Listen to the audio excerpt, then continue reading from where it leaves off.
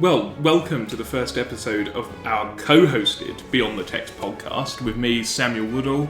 I'm a PhD candidate in intellectual history at the University of Buckingham, and I co-host a political thought and history of ideas reading club with my colleague here. I'm Jack Thomson. I'm a recent graduate of philosophy, masters at the University of Buckingham also, which is where I met Samuel. Currently working in education. All the joys of that. Yes. I'm awaiting an academic career, and Jack's been thrown in at the deep end. Yes. I may resume my academic career in the near future.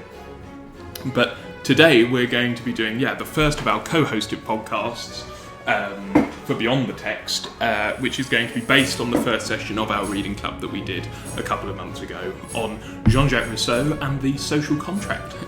So I'm going to go through a sort of preamble about Jean-Jacques Rousseau, about his life leading up to writing the social contract, some of his other ideas, and then we'll delve into a little bit of a philosophical and historical ad contra going forward. But right, in terms of Jean-Jacques Rousseau, he was a Swiss-French philosopher. He was a writer and composer. He remains one of the most influential figures in Western thought, particularly in the fields of political theory and education.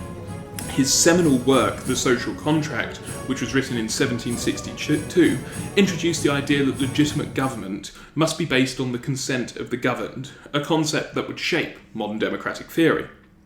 Rousseau's critique of contemporary society also advanced the notion that humans are inherently good, but that social structures corrupt this natural goodness. This was a revolutionary stance that challenged the prevailing belief in the inherent selfishness of humans. His ideas about human nature, freedom and society continue to inspire and provoke debates, particularly in feminist and post-colonial studies. Rousseau wrote the first text of his life, which was the Discourse on the Arts and Sciences, which was in response to an essay submission at Dijon University, which was on the manners and morals of our times and whether they'd contributed to the benefit or the decline of the modernising 18th century society in which he was living. In this text, Rousseau addresses notions such as the idea of the noble savage, and Isaiah Berlin highlighted the idea of the noble savage as a key inspiration for Romanticism, while Jonathan Israel positioned him as a precursor to the Enlightenment, a sort of proto-Enlightenment figure. Others have looked at him as a proto-romantic, so his ideas on the corrupting nature of society and the bliss seen in that nobility of the savage, the natural state, have sort of positioned him as a precursor to people like Wordsworth and some of the romantic poets. And this comes across in his whole canon, but certainly starts with the Discourse on the Arts and Sciences. You then turn to the Discourse on Inequality, where Rousseau sort of writes an archaeology almost of the way that humanity has got to the state it's in the 18th century, this kind of proto-capitalist society in which Rousseau is living. And he sees sort of three stages. These three stages are very similar to the Hobbesian view that had come prior to Rousseau in the prior century of social contract theory, which is that there is a pre-social state and that there is a social state. But Rousseau adds in this sort of middling state, which is where the natural man living in the forest, which Hobbes thinks would be nasty, brutish and short because everyone would be at each other's throats. Rousseau thinks that Hobbes' natural state is actually this sort of middling state, which is where mankind has sort of met each other and have started to kind of work together to build small tribes. And this is where things like envy, or as Rousseau refers to it, amour-propre, the sort of self-love, originates. It's not in the original, authentic natural state, which Rousseau puts before Hobbes' natural state. That's why there's these kind of three states. And Rousseau says in the original natural state, man would have been completely solitary, completely independent, and would have just sort of fulfilled his natural wants, natural needs without the requirement for conflict. Because why would he conflict with someone if he was able to satisfy himself amply.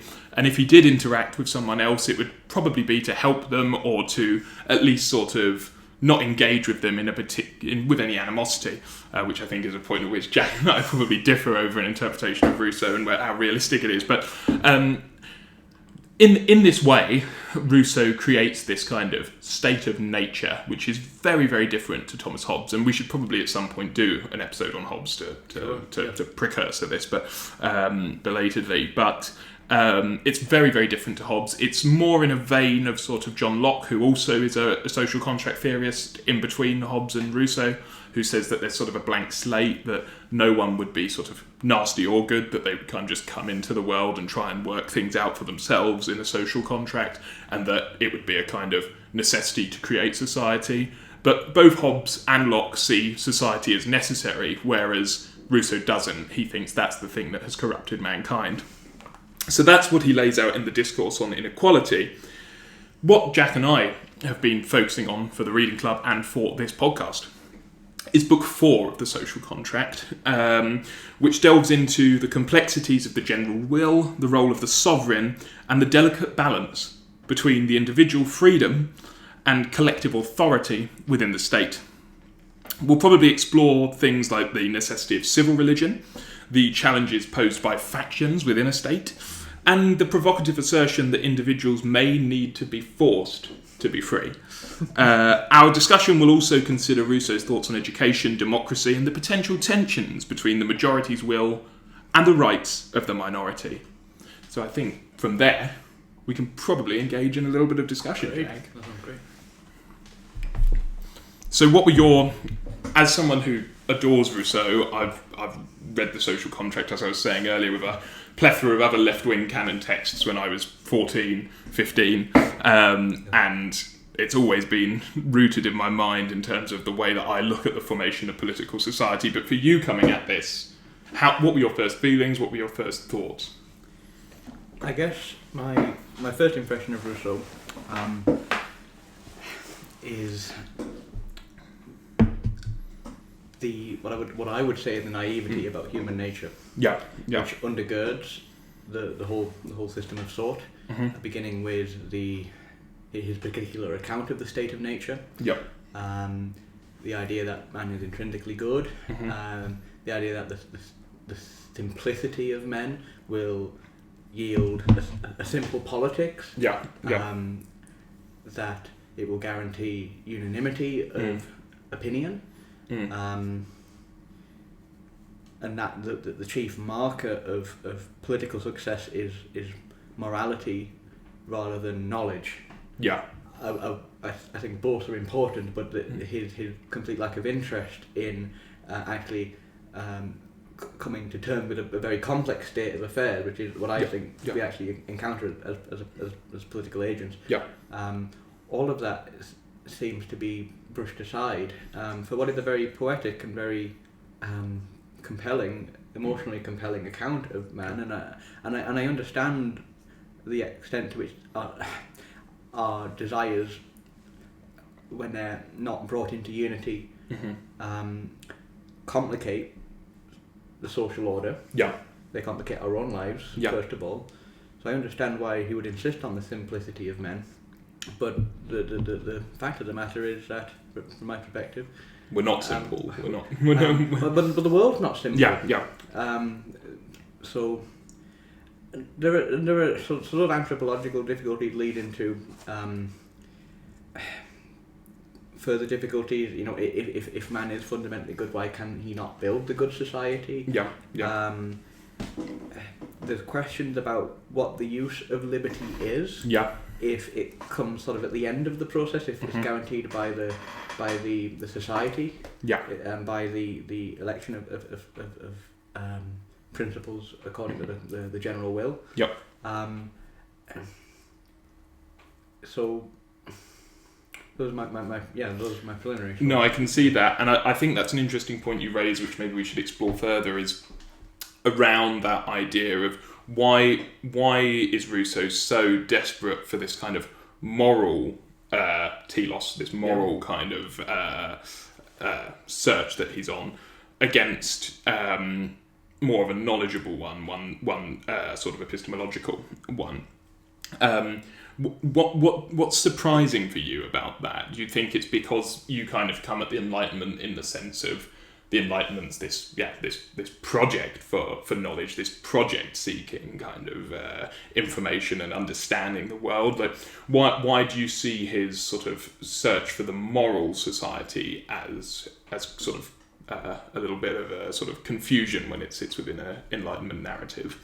Well, precisely because first of all, it's so revolutionary in the Enlightenment context. Yeah.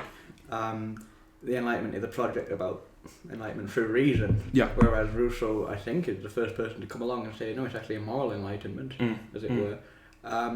So it's very clear that what Rousseau is proposing is very novel. Yeah. And he was taken up by a lot of very revolutionary people. Certainly, in the history immediately following him. And all the way to today, really. And today, yes. But for me, the strange thing about it all is the idea that an honest man will be politically successful. Yes, yeah. And I don't mean not in a cynical Machiavellian way. I don't mean that. I mean, it's all well and good being honest and being good-hearted, but do you actually know all of the facts? Yeah, and do you achieve very much as well? I mean, we can have these simple societies that Rousseau dreams of, these kind of sort of semi-nomadic societies, but even in his day, let alone ours, what would actually come of that, I suppose, is almost the question you're asking, which is once, even if you were somehow able to attain that to create this society. I mean, essentially Rousseau thinks that the whole of modern history has been progressively going wrong. So for him, it's not clear, is it? And this is sort of what we discussed, whether he thinks that a society can actually be created which is good, or whether you sort of need to abolish society as a whole. Well, that's sort of something we were grappling with, I think, in the reading club, which is that if everything is so flawed up until this point, how do you even get back to that stage? Because it feels a little bit like, obviously, you would know more of the kind of theological aspects than I would, but in terms of, it feels a little bit like a kind of return to the Garden of Eden. But obviously in the Bible, there's never a mention of the idea of returning to the Garden of Eden, is there? It's about building a society toward heaven, whether that's through a sort of city of God, like in Augustine, or... But that is a symbolic return to the Garden of Eden. Yeah, exactly. So but that requires building that society, doesn't it? It's not like Rousseau, who sort of seems to be stuck somewhere between saying we could build a society that's like that,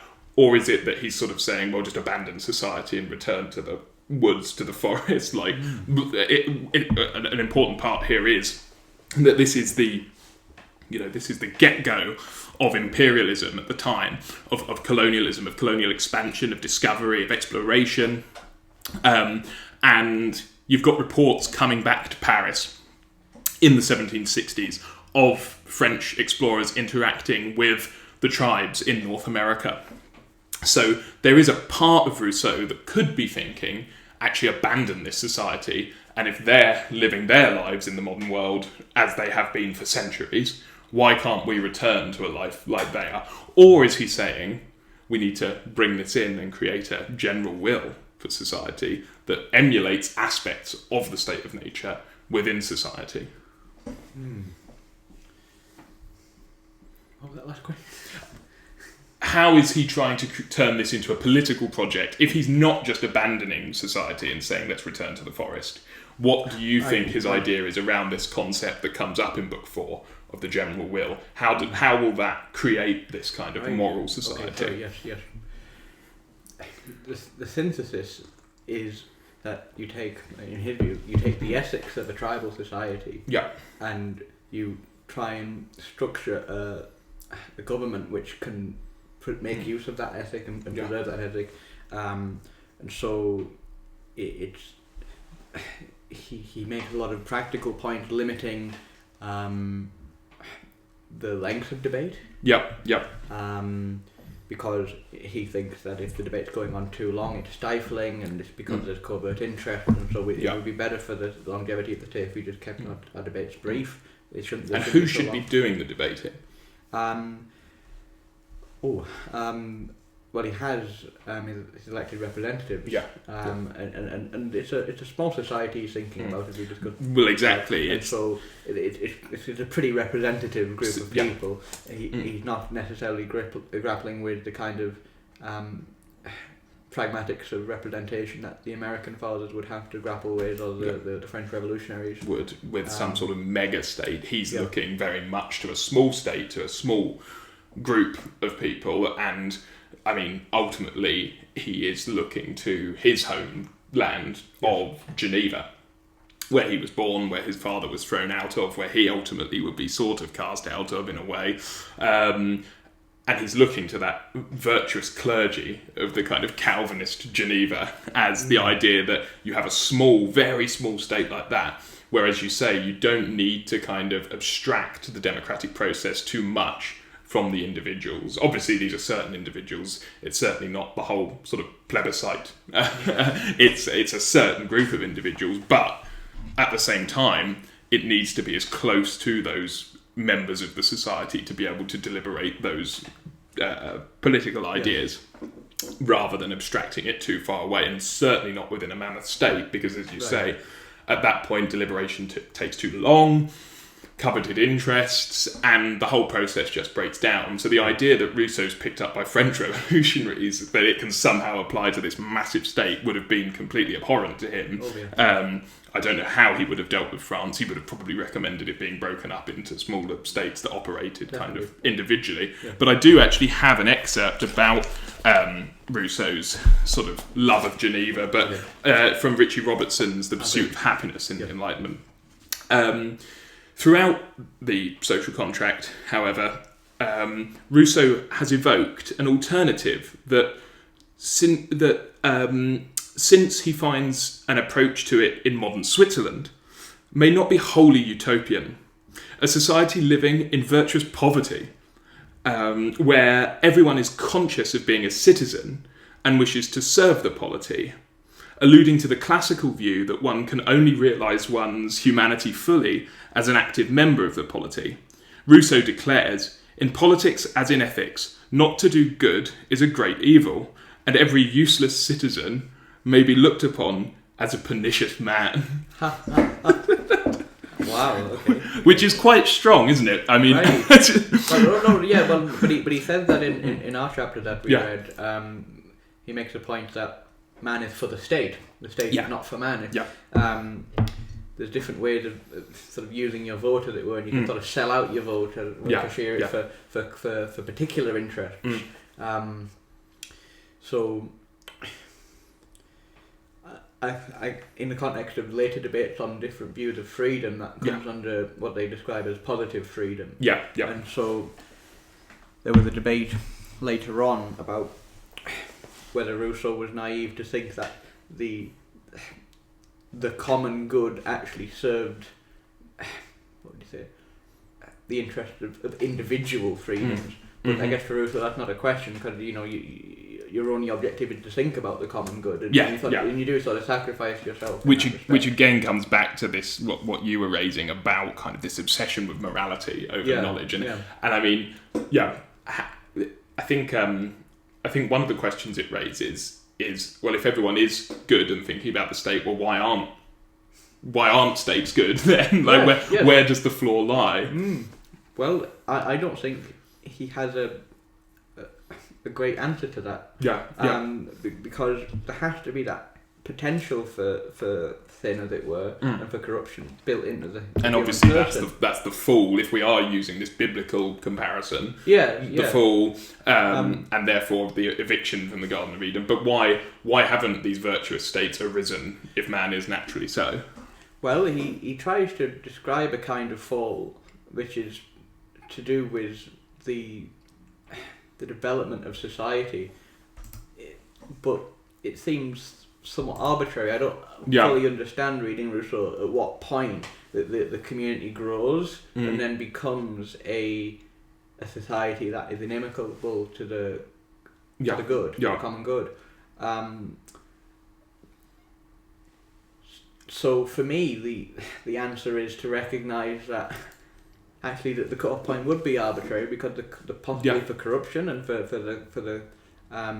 the incursion of self-interest and for all kinds of vices which are socially disruptive and intrinsically degrading emerge in the most basic relationship between one man and another. Exactly, yeah. I mean, in the discourse on inequality, it's simply someone having slightly stronger muscles, or someone who has a nicer mud hut, or something, or someone who can go and hunt. For example, he talks about that someone may be told to go and hunt, and then someone else is back at home building, and at that point, someone thinks, oh, well, actually, I'd prefer to be the one hunting, because if I was hunting, I might be able to keep a little bit more of the nicer meat for myself, or I might be able to build a better mud hut for me. So many opportunities for envy and resentment, and pride and lust and gluttony.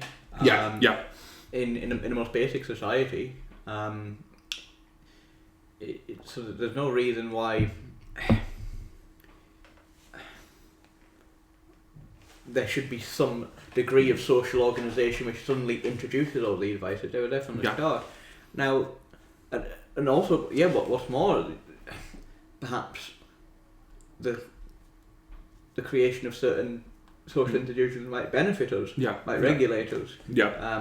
Perhaps they may also cause problems for liberty, but this is something we have to straighten out. But he's very black and white on this, and I don't see a foundation for it. And ultimately, it's why he cannot explain why we can't build a good society. No, exactly. Perhaps he writes optimistically. I mean, he put a plan of action in place. So I mean, and could you go through that as the kind of philosopher? And obviously, we had a classicist with us when we were going through this, but the sort of structuring, the way you read the structuring of that state, how would it work in a kind of process, would you say? Goodness, that's my memory. Well, it was all very Roman, wasn't it? It was very Roman. He cited the Romans extensively. You had a sovereign, you had the body representatives, elected representatives. There was the public censure, which was very interesting. You had, who else? It wasn't clear who the executive would be, was it? In terms of how it was sort of an emergency executive in a way. That's right. Yeah. Who could be called in, sort of like a prince. Right. So I think the idea, but the basic idea is, there should be a finite set of laws. Because it's a simple state, because we're simple men. If we do need a new law, it should be a law that's universally recognised. And that just means a majority vote. So that vote goes if you're on the wrong side. Possibly why Rousseau was endearing to Kant, because of this kind of like universalising approach, I think. Basically, yes. Rousseau prefigured that. That's true. So that should run smoothly. But if there is a situation where that there's a stalemate there, they're going to call in this executive, and he's going to take power for no more than 6 months, Rousseau specifies. And then return to his model for that in Rome as return to his plough afterwards. Now, our classicist friend Alex, he mentioned that, reminded us that the executives who were chosen did not necessarily stay within the finite time. And I mean, within the historical context, we also know that most don't. Most Caesar figures who come about in revolutionary societies do not stay for a finite amount of time. No, they do not. No. I mean, amazingly, George Washington does, because he had the opportunity to become an American king. He's exceptional. But Rousseau would have been well aware that someone like Cromwell had... Well, he talked about Cromwell in the... And had not relieved his power. Yes. And had tried to create a dynasty by passing it on to his son. And obviously in France, it will ultimately result in Napoleon and that sort of dynasty. So these Caesar figures do not return to their plough. They're pushing the plough far away and saying, I quite like it here in the palace. Which I think is probably why he, I would say subconsciously, chooses 6 months. I mean, he's aware that this is a possibility, but he does just believe that in the well-ordered society, a morally ordered society, people will just renounce that ability. So ultimately, his society is a moral project, which is and there was this whole thing about also, which again just adds into the kind of like, it's very sort of cute in a way, but it's sort of like he doesn't understand why someone would want to have it for longer. And it's sort of like, it's like because if you were being sort of greedy and vain, that would mean that society was greedy and vain, and you would therefore be working sort of to make society ill, almost, or you'd be kind of corrupting it. And there's no way that you would want society to be corrupt and vain, so you wouldn't do it. Right. It's like, oh yes, no, that's how everyone thinks, Jean-Jacques. Yeah. Goodness, yeah. So that's obviously wrong. I mean, I suppose... But I probably believe that is genuine on his part. Yeah. But it's a shame, really. Yeah. And he is a romantic. He does think, obviously, very positively about these things, and he thinks that if you bring these virtuous ideas into the state, that through education, through re-education, which sounds a bit Stalinist, but that people will become these virtuous citizens. And actually, I have another excerpt from Norman Hampson's Enlightenment, where he talks about Rousseau's pre-romanticism. So it is impossible in a general survey of this kind even to try to convey the scope and brilliance of what is sometimes referred to as pre-romanticism or proto-romanticism. Feeling is individual, and each of the writers with whom we are now concerned was intensively aware of his own individuality. As he himself would have been the first to agree, Rousseau demands a place of his own. There is something absurd about any attempt to imprison within a trend the man whose autobiography begins, "I feel my own heart, and I know men. I am differently made from any of those I have seen. I dare to believe that I am different from any man who exists. If I am no better, at least I am not the same." Wow. So you're dealing with a certain ego here when you have to come at Rousseau's philosophy, aren't you? Very much. Wow, that's extraordinary. That reminds me of Nietzsche's line, "I am no man, I am dynamite." Yeah, exactly. At the end of Beyond Good and Evil, I think. Yeah, or something. yeah. Anyway, returning to the constitution of his state, there was one more very interesting structure. Not a structure. He tried to keep this one quite informal. It's the public censure. Oh yes. So this gets back to the idea that this project is a moral one, that is very much dependent on keeping the citizens well formed and simple. Which is a good instinct, because although I was critical of the emphasis he placed on the relationship between morality and successful politics, it's by no means irrelevant. No, good start. Certainly. So the public censure, he says, is there to almost vet the laws, as it were, and to give a good sort of framing to the voting process and keep it reined in. Yeah. But he qualifies, law cannot be derived from public censure, because then that would be to admit that law was a matter of opinion.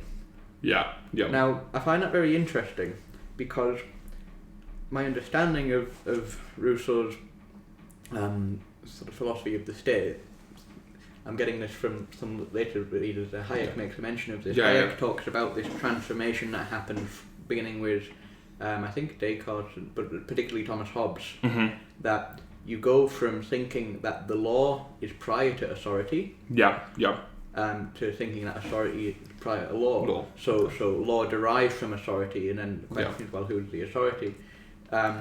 Hayek's very critical of this. It's a very modern idea, and Rousseau buys into that. Yes, that's sort of what this a positive freedom would presuppose, I think. Because the project of the state is this unconditional good. So there's something in the authority of a state that is unconditionally good. And then the laws, by some inner logic, moral logic, follow from that. So the problem is there's something arbitrary about authority of state. And then he's aware that that's problematic for the call it the objectivity of morals and the objectivity of laws. So I was wondering if there was a tension there. I think it's an issue in terms of whether the state is the arbiter of the moral law as well, because this is something that we discussed, the kind of divide between contractarians and contractualists, if you remember when we were discussing that, in terms of those who believe that there's already a preset ethical code around which the state the state needs to be the state needs to appropriate that ethical code that's external, that's pre-existing, that's a priori. It's natural. Exactly. And has to be based on, versus the contractarians who are usually kind of the more brutal ones, the ones who think everything's shockingly terrible and what we need to do is establish law, and then create ethics out of that. Hobbes Hobbes is a bit different. He's quite an eccentric of his time, isn't he? Being sort of semi-atheist. So Hobbes just sees brutality, sees Charles I's head being chopped off. It wasn't an easy time, it was very tumultuous. And says, well, we can't have this because clearly when there is uproar, there's no ethics. So what we need to do is create a strong state, contractarian, create a strong state, whatever the state decides is the ethical and the law, or whatever the state decides is the law and thereby it's ethical.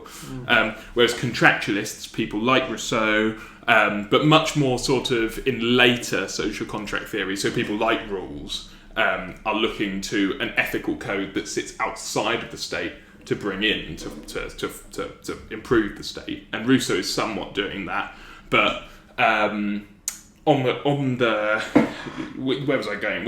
What was your original point?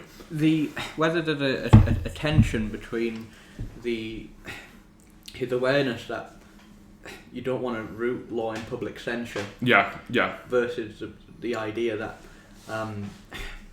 what we're striving for is sort of the common good founded in a state as an entity. There's just the idea of the state as authority. Which is ultimately arbitrary. In contrast to a theory of natural law. Or does he have such a theory? Yeah, I'm not sure. He has like an anthropology of ethics. Is that the same thing? I guess so. I don't think he'd necessarily think it, as you were sort of saying, I don't think he'd necessarily think it was arbitrary, because I think he would assume, which Rousseau has a tendency to do, that it had got to that point naturally, that as you say, sort of through the censure, that everything that was being discussed was sort of the natural evolution of law, in a sense. It got to that point because everyone had rationalised it so, or not even rationalised it so, because we're not talking about the rational so much. Well, we are a bit, but it had come to there simply on the basis that the good had been implemented within the state, and that therefore it had reached that crux, that kind of point in the evolution of the state. I think is sort of an answer to what you're saying, if you see what I mean. But this does come on to this point about everything naturally being good and being able to push society into the good direction. It does come onto the point about, which he raises in Book 4, which is, will society,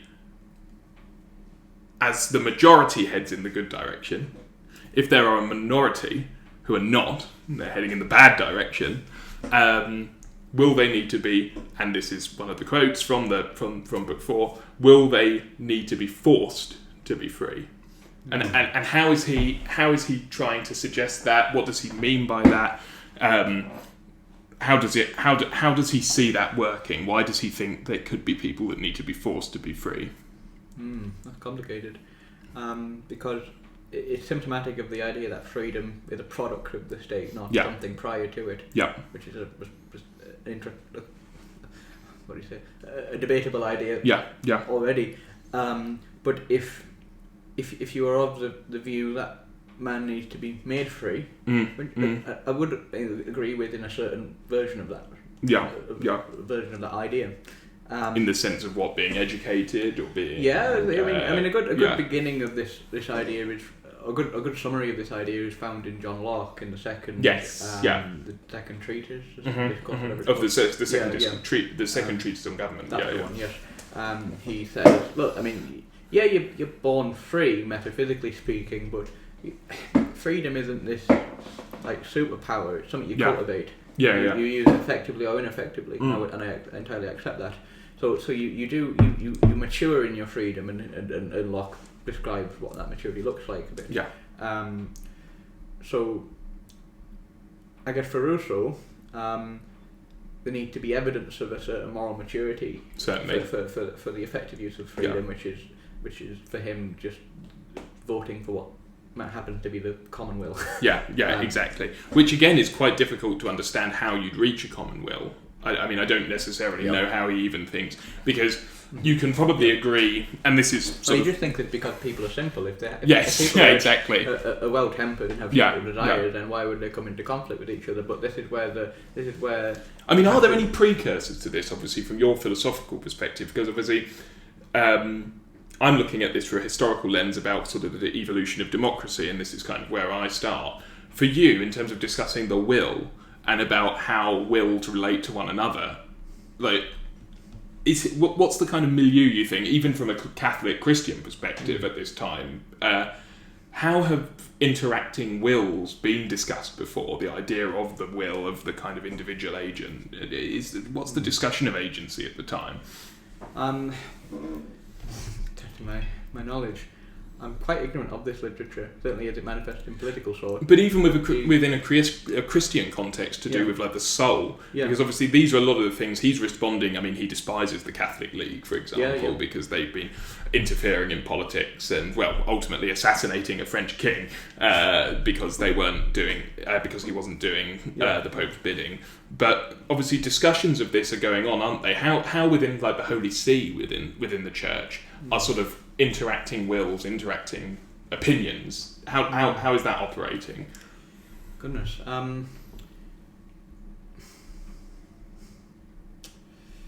I'm only doing this because I know that Jack's going to give a great answer in a moment with a great lot of analysis of Catholic theology, so I'm bracing myself. Well, maybe we should start with the Catholic view of the will. I mean, it's similar to what I described. I mean, you get the fragments of that, or the shadow of that in Locke's writing. It's sort of overshadowed most of the libertarian writers and conservative writers. The will is something innate. It's the evidence of freedom, but it's something that is not solely corrupt as it is in Calvinism and Lutheran sort. Certain Lutheran sort. It is something that is wounded. It's disoriented, and so there has to be a moral effort and an engagement with the economy of grace, the sacraments of the Church and through prayer, to bring that will into accordance with the will of God. Which is a way of saying willing the good of the other, as Thomas Aquinas would put it. Willing the good of the other would be the basic idea for a Catholic political thought. And that idea was sort of what I wanted to drive you towards, because isn't there also this whole idea of like the will to God, or sort of like this idea that all wills are working towards God within the Church ultimately, that all wills should be directed towards God. Because if that is the case, then what is the kingdom of heaven on earth? Exactly. Like in the Our Father, And again, I return to the fact that, to me, a lot of this feels very much like a sort of secularized view of what the Church is trying to do without the Church. My reading or is it without the Church? Because we haven't come on to the civic religion yet. Well, no, my reading of the chapter was that he had deified the common good. Absolutely. Exactly. That's the only way of reading it. I mean, if you replaced the words common good, general will with God, You basically have Scripture. And it has the same kind of arbitrariness that a very careless treatment of providence has. You know, which is often a criticism people bring against religion. You know, and there are writers who do great justice to God's providence, and there are writers who do an appalling job of it. But exactly. Rousseau, symptomatic of that latter category. It's why I said to you once I detect a hint of Calvinism in his certainly view of the common will, because it's something that you think you're morally good, and then you vote for it, and if you're proven wrong by the circumstance, then you just weren't aligned. And that's the basic Calvinist idea of faith. You think you have faith until you are shown you don't. Well, there's a bit of all. You think you're pre-elected until you're shown you're not. There's a bit of all that sort of early 18th century religion in Rousseau, and obviously all of them are trying to adapt politically to the time, because the Counter-Reformation, the Counter-Reformation have gone.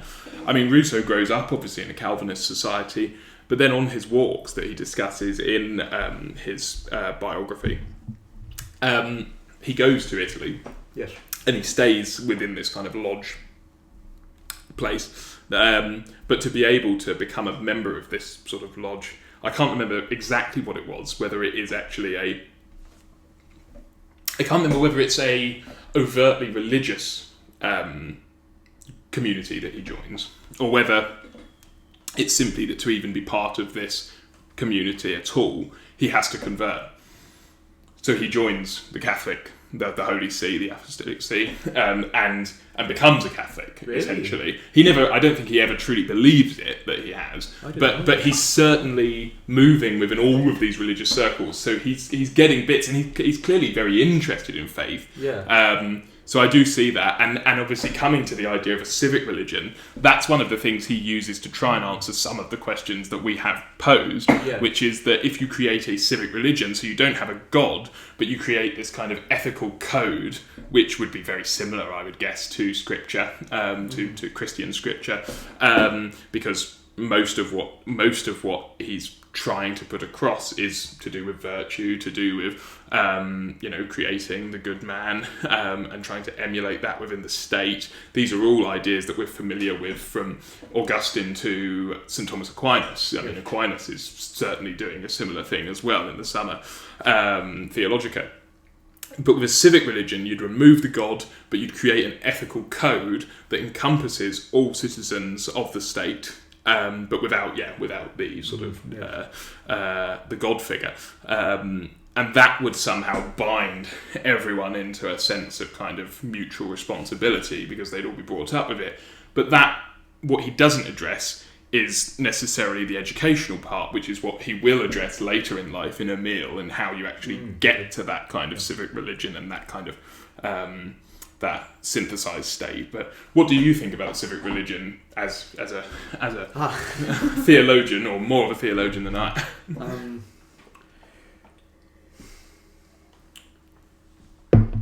Well, so he gives us three options in that part of the chapter, and I forget how precisely he distinguishes them. There's an interior religion, a civil religion, and then like an organised religion. Right. So, and his criticism of he has two criticisms of organised religion. First, that it's he doesn't think it's what the gospel indicates, which is trivially false. Second, that it introduces the division in the human person, because he doesn't, and it's actually a criticism he has to render also the purely interior religion. Because he doesn't see a way of reconciling the interior life or the spiritual life and or the obligations of the concrete existent church and the Pope with obliging the sovereign. He thinks that state and religion diverge in what they ask of men. They need to be reunited. The two swords. So the civic religion was supposed to address this. And so what happens is you deify the law, deify the civil law. That's all you do. And then the two swords are united once again. The swords of the secular and the temporal and the spiritual. Exactly. Now I think there are. It's a. He's not fully convinced by that solution. No. And neither am I. But so there we are. Look, there are so many dangers of deifying politics.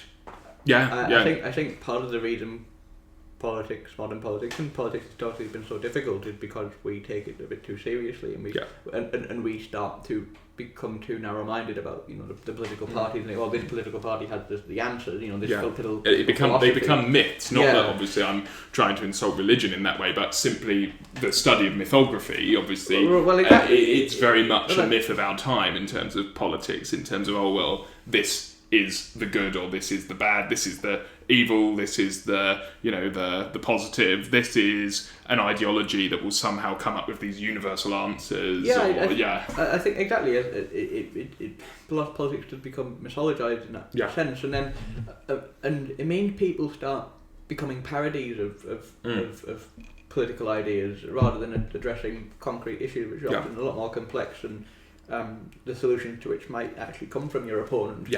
More prudence and more pragmatism to be able to. And so, and then what happens also is as times move on and as new issues arise, you'll keep resorting to old solutions, right? As though they're still relevant. And so I very much like Edmund Burke for the reason that his conservatism wouldn't be recognised by anyone today as conservatism. It's so different. It's the basic idea of that conservatism is that conservatism is to change well. It's to change as and when needed. To change prudently. And there's examples in tradition for how that might be done. So it's change within the framework of the law. And so you're saying that the initial kind of jumping off point for the deification of politics is Rousseau and this idea of reintroducing the spiritual into the temporal realm. Well, he would. Oh goodness. Well, I don't know if it begins with Rousseau. I mean, certainly for modern context, that might be the case. Because obviously Bellarmine had sort of split these two realms in the sort of end of the previous century. He'd created that sort of divide between the secular and the spiritual in an attempt to try and defend the spiritual as a very, very ardent Catholic defender, the hammer of heretics, but had actually created the secular division from the spiritual. Yes. So these are all very new things in Rousseau's age. So he's clearly, I think. I think again, these are things that we forget when we extract ideas from the time. So obviously we've got the idea that he's a Genevan, his ideal state is a small state, but also these things are very much in flux in the day. It's not like the idea of a separate secular and religious state have been around for very long. So it's not a surprise that he might want to think, perhaps if we reintroduce them, things could get better. Is that what we've lost to become this kind of corrupting mid-18th century society? Quite possibly.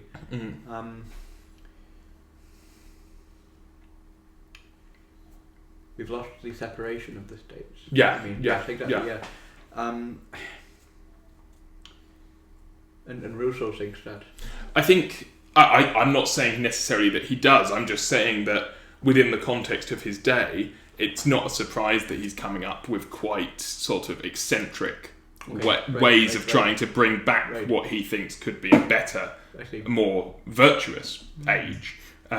Because even only a century prior, Cromwell, having a revolution against the king, would never have dreamt that the secular and the spiritual would be disconnected in his time. He was still thinking that he was doing the work of God when he was leading his revolution, whereas by Rousseau's time he's thinking, the spiritual has kind of been pushed aside. You see what I mean? So perhaps if we reintegrate it, maybe that will bring back some virtue, who knows, sort of thing.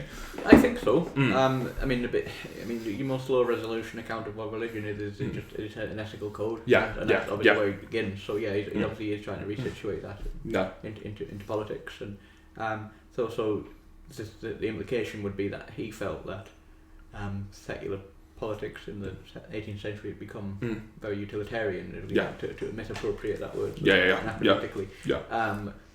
But that it had, become disconnected from genuinely human interest. Hard to evaluate. I'm not the historian. But okay. And I think we can certainly see the lack of spiritualism in the quest of those who appropriated Rousseau's ideas in the French Revolution, the lack of any idea of kind of, the ethical, and simply trying to say that there's a kind of mechanistic sort of Enlightenment view of the world that actually, they essentially take some of Rousseau's ideas, the general will, these kind of things, but perhaps fail to reintroduce a proper sort of spiritual, ethical element to consider everyone as a common brother. So obviously the criticism always is that Rousseau kind of leads to the guillotine by saying about being forced to be free, and is that how Robespierre comes up with his kind of like, you have to break a few bad eggs to make an omelette and that sort of side of things.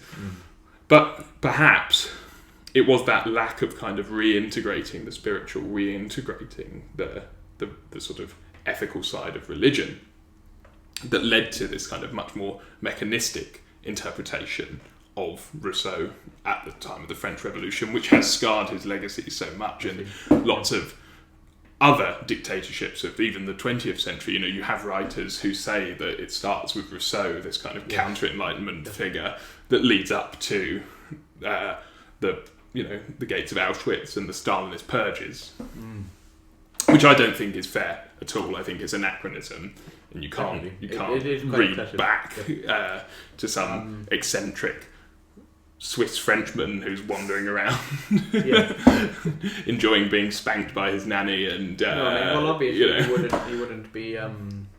wouldn't condone such things if he could see the way that would play out. No. But, well, do we have any closing remarks? Was there anything else that we mentioned in the talk that could be of note that we haven't covered? Nothing comes to mind. I don't think so. I think one thing I will end with, because I don't want to end with Rousseau being spanked by his nanny, so I don't want to leave that there. Ultimately, Rousseau's ideal states fail. If you look at what comes next after Rousseau's death, small states are enveloped by bigger states. The idea that you can have these kind of virtuous societies that are kind of anti-imperial kind of expansion and anti sort of this kind of despotic regime, ultimately they fail. There are obviously iterations of them, in Switzerland and the Confederation, but even that becomes a confederation because it needs to survive. And ultimately, Geneva is invaded by Napoleon, and all of these things happen. Small states, in Italy, have to conglomerate and join together to survive. Small states do not do well. So Rousseau's ideas about the idea that a small state being virtuous will function well on the international stage ultimately doesn't work. It's a nice idea. I think Rousseau sort of thinks that small states might be able to offer something to bigger states, like they might have, because they're virtuous, they might function really, really well, so have really good niches, like artisanal kind of ideas, so like Swiss watchmakers or whatever, they might be really unique, and therefore a big state wouldn't need to invade them. But ultimately, most of the time they do, and that's the start of the kind of imperialist wars that will rage up until the First World War. That it's all constant expansion. Also, just to go over some of the sort of 1980s contributions to analysing Rousseau, there is a difficulty about who he actually considers to be a citizen. So we've already mentioned that it's certainly not the plebiscite, certainly not the whole of society. It's certainly a sort of educated aristocratic rung of society, and certainly not women. No. He really has an issue with women, both on a personal and political level. He sees them as, again, very religious, again, corrupting sinning, but they'll lead Emile in his book on education astray from his education. And of course, he also, as much as there is discussion about Rousseau and his kind of interactions with other races, and I do still have a respect for him. A lot of scholars don't, but I do still have a respect for him for his idea of the noble savage, which he never actually coined, but has been attributed to his work. Because I do think that there's something very beautiful about the way he thinks about Native American tribes that people say now that it's patronising. I don't necessarily think it's patronising, but if those Native Americans had wanted to be part of Rousseau's society, I don't think they would have been included, because Rousseau certainly excludes a lot of other racial categories. Okay. It's very much a kind of white society of aristocratic and no women discussing it. Essentially, women, for a lot of these social contract theorists, are left in the state of nature, which, if you read Carol Pateman's The Sexual Contract, is really interesting. Even if you're not interested as a whole on feminist scholarship, it's really interesting, the idea that a lot of the issues that start with social contract theorists are what people are grappling with today, that kind of, whether it's racial minorities, gender differences, that a lot of these things arise from them sitting awkwardly between a state of nature and a social contract when the polity is being formed. So there's a lot of interesting stuff in Carol Pateman's Sexual Contract and Charles Mill's The Racial Contract.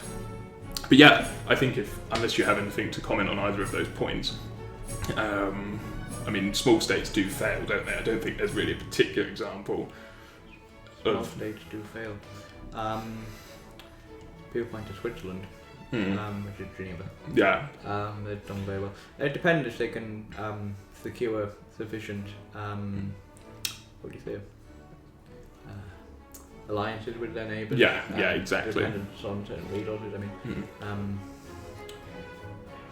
Switzerland obviously serves a particular political function for everybody, which and an economic function for the banks there, which is why people respect it. But somewhere like, I think in today's age, or at least in recent history, probably his ideal state would have been somewhere like Tibet. And we know that the end of Tibet hasn't been. It's been bordered by a massive force, which has then invaded it and exerted political pressure. Of course, it's not going to. It's going to be very difficult. Yeah. As states do expand. Yes. Yeah. It's a matter of look of the geographical draw. Yeah. No. Exactly. And on that, I think we'll probably call it a day, and maybe come back with John Locke and Thomas Paine in our next episode and our adventures beyond the text. So, yeah. Thank you very much.